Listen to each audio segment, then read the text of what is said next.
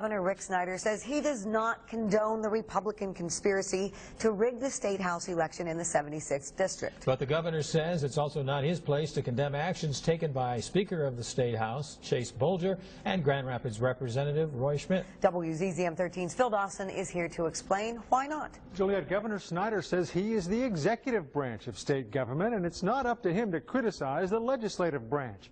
But he does encourage lawmakers to pass bills that prohibit schemes like the one Speaker Bolger and Representative Schmidt carried out.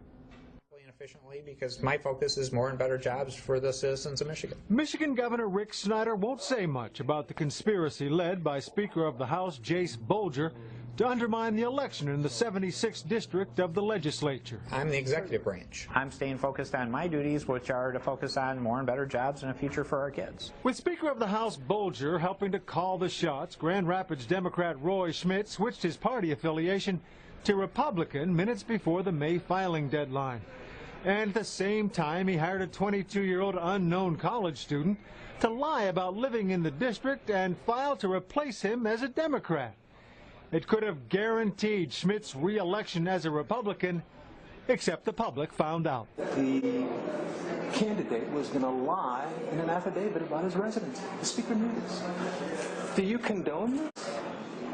No, but what I would say is again, that's a legislative issue, and That's the part I don't get. How is it a legislative issue, not a moral issue? Well, it's within the legislative branch of government. If you are overlooking this, what does it say about your standards for state government? I wouldn't say I'm overlooking that by any measure. I'm basically fulfilling my responsibilities as governor. I'm staying focused on my duties, which are to focus on more and better jobs and a future for our kids. And I say this with all due respect, but some might think you were evading the issue.